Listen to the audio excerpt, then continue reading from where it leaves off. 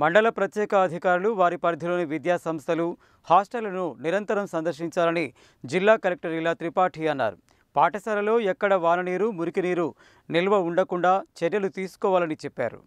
ప్రజావాణి కార్యక్రమంలో భాగంగా సోమవారం జిల్లా కలెక్టర్ ఇలా త్రిపాఠి జిల్లా కలెక్టర్ కార్యాలయ సమావేశ మందిరంలో ప్రజల వద్ద నుండి ఫిర్యాదులను స్వీకరించారు.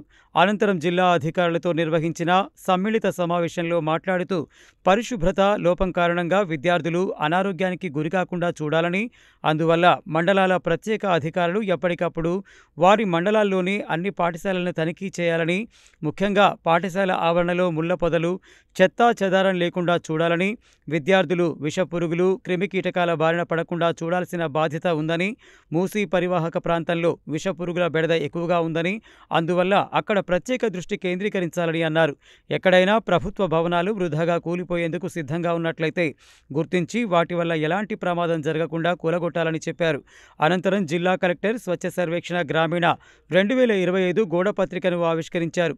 స్వచ్ఛ సర్వేక్షణపై జిల్లాలోని ప్రజలు అందరికీ అవగాహన కల్పించాలని, స్వచ్ఛత వైపు ప్రతి ఒక్కరూ పయనించే విధంగా చర్యలు తీసుకోవాలని, ఇందులో భాగంగా పరిశుభ్రత కార్యక్రమాలతో పాటు వ్యక్తిగత మరుగుదొడ్ల నిర్మాణం, వ్యక్తిగత పరిశుభ్రత, పరిసరాల పరిశుభ్రత తదితర అన్ని అంశాల పట్ల అవగాహన కల్పించాలని చెప్పారు. ప్రజావాణిలో స్వీకరించిన దరఖాస్తులన్నింటినీ ఎప్పటికప్పుడు పరిష్కరించాలని, జాప్యం లేకుండా ఫిర్యాదులు పరిష్కరిస్తే లబ్ధిదారులకు మేలు జరుగుతుందని అన్నారు. కాగా ఈ సోమవారం ప్రజావాణిలో మొత్తం 129 దరఖాస్తులు రాగా అందులో జిల్లా అధికారులకు 57, రెవెన్యూ శాఖకు సంబంధించి 72 దరఖాస్తులు వచ్చాయి. రెవెన్యూ అదనపు కలెక్టర్ జె. శ్రీనివాస్, స్థానిక సంస్థల ఇన్ఛార్జ్ అదనపు collector Narayana Amit, DRDO Shekar Reddy, ZP incharge CEO Srinivasarao, RDO Ashok Reddy, జిల్లా అధికారులు ప్రజల నుండి ఫిర్యాదులను స్వీకరించారు.